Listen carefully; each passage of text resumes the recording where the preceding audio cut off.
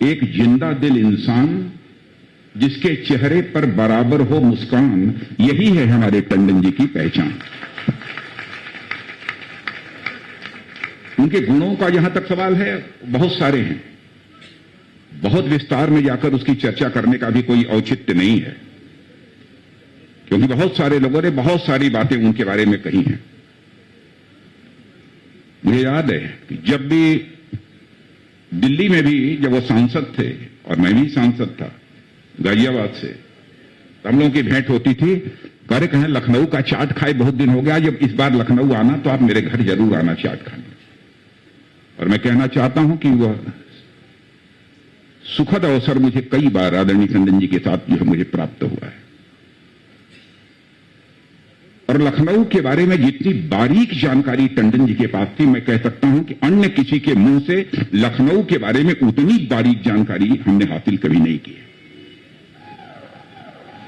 हर गली हर चौराहे के बारे में, जो हमारी इस लखनऊ की बड़ी बड़ी हस्तियां हैं उनके बारे में, और लखनऊ ही नहीं बल्कि वो तो अवध क्षेत्र के बारे में भी तरह तरह की कहानियां, तरह तरह के किस्से वह बराबर सुनाया करते थे और उसकी जानकारी देते थे। मैं जहां तक समझ पाया हूं, दो व्यक्ति इस लखनऊ शहर में ऐसे थे जो लखनऊ की संस्कृति, संस्कार और व्यवहार वो न केवल वह समझते थे, बल्कि इसी के अनुरूप वो अपनी जिंदगी भी जीने का काम करते थे। ऐसी दो हस्तियां थी। एक पद्मश्री पुरस्कार जिन्हें प्राप्त हुआ था डॉक्टर योगेश प्रवीण जी, और एक हमारे आदरणीय टंडन जी। दो ऐसी हस्तियां थी। दोनों को सामान्यतः जब किसी व्यक्ति से चर्चा होती थी, लोग कहते थे कि सचमुच इनसाइक्लोपीडिया जी लखनऊ के हैं तो ये दोनों हस्तियां हैं, योगेश प्रवीण जी और हमारे आदरणीय टंडन जी। यह सामान्य धारणा थी। और मैं कह सकता हूं कि उत्तर प्रदेश में भारतीय जनता पार्टी को सत्ता के गलियारे में स्थापित करने में हमारे टंडन जी की बहुत ही महत्वपूर्ण भूमिका रही है। इस सच्चाई को कोई नकार नहीं सकता।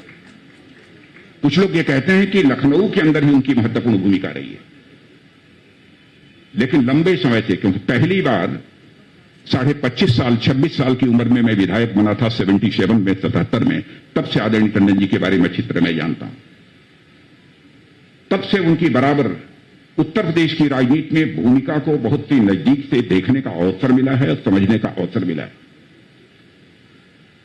प्रत्यक्ष रूप से भले ही किसी को यह बात समझ में न आती हो कि उत्तर प्रदेश की राजनीति को सत्ता के गलियारे में, भारतीय जनता पार्टी की राजनीति को सत्ता के गलियारे में स्थापित करने का काम टंडन जी ने कैसे किया, भले ही यह कुछ अजूबा लगता हो, लेकिन मैं जानता हूं महत्वपूर्ण सुझाव लेने होते थे, चाहे कोई रहा हो।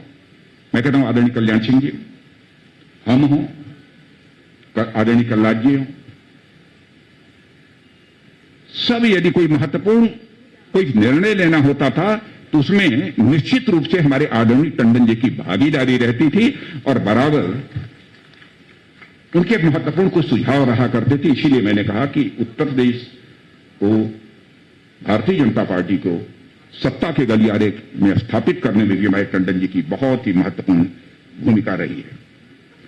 विभिन्न पदों पर रहे हैं, उसकी बहुत विस्तार में जाकर चर्चा करने का कोई औचित्य नहीं है, क्योंकि लखनऊ के सभी लोग अच्छी तरह से इस बात को जानते हैं।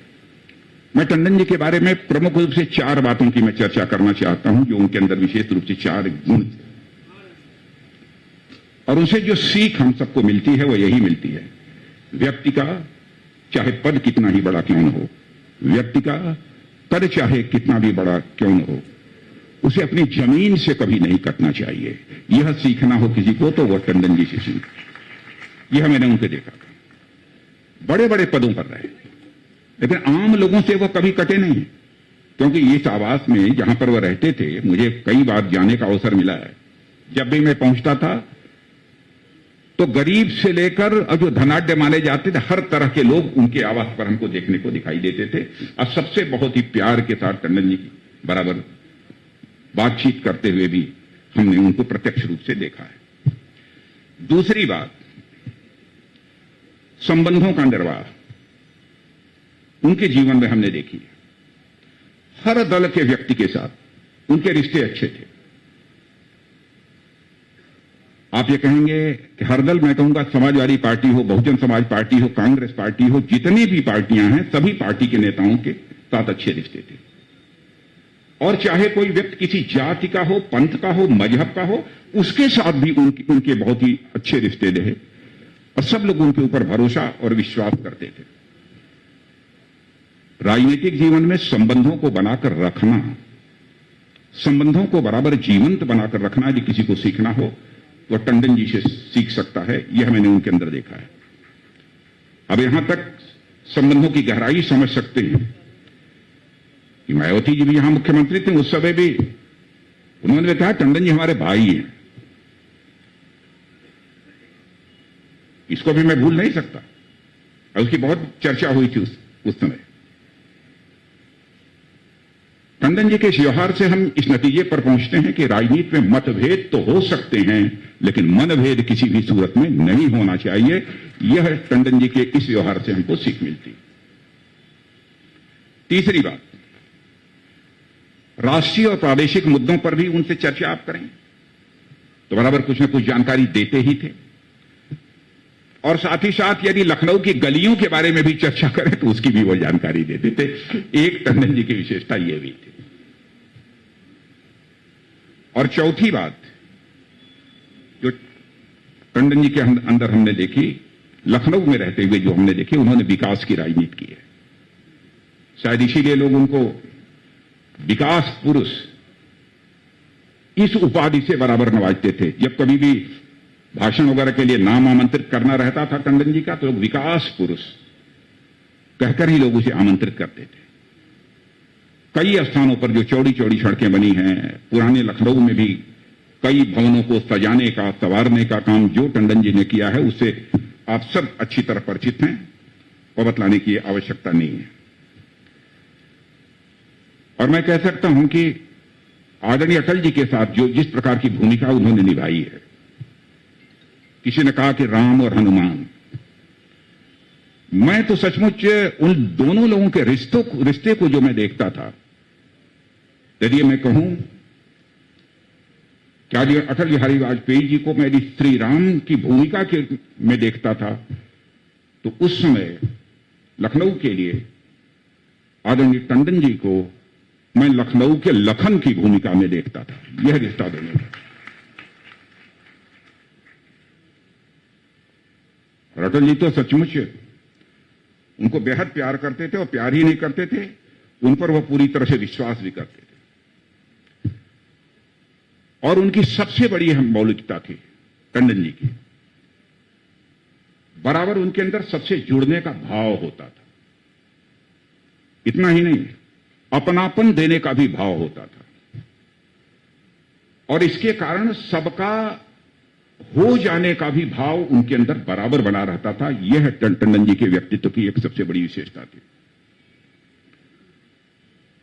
मुझे एक बार उन्होंने बतलाया था कि तरुण भारत का भी संपादन कभी हमने किया है। मुझे जानकारी नहीं थी, उन्होंने मुझे बतलाया था तरुण भारत का भी हमने संपादन किया है। यह अवसर मुझे मिला है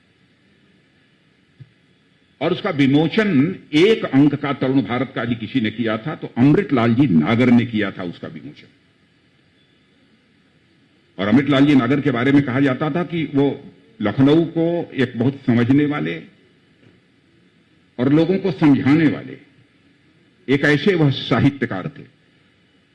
तो उस पुस्तक के विमोचन, तरुण भारत के एक अंक के विमोचन के समय अमृतलाल जी नागर ने यह कहा था कि मैं कह सकता हूं, अभी तक मैं समझता था कि लखनऊ के बारे में मैं ही सबसे अधिक जानता हूं, लेकिन अब मैं कह सकता हूं हमसे ज्यादा यदि कोई जानता है तो टंडन जी जानते हैं। यह बात अमृतलाल जी नागर ने भी उनके बारे में कही थी। एक ऐसा उनका व्यक्तित्व था। लेकिन जब कोई अपने बीच नहीं रहता है तो उसकी स्मृतियां ही शेष बचती हैं और उनकी स्मृतियों का ही स्मरण करके उनके साथ स्वाभाविक रूप से हम सब जुड़ते हैं।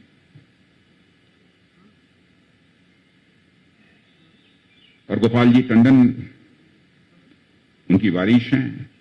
नगर विकास मंत्रालय उन्होंने भी संभाला था, गोपाल जी भी उसी मंत्रालय की जिम्मेदारी बखूबी निभा रहे हैं।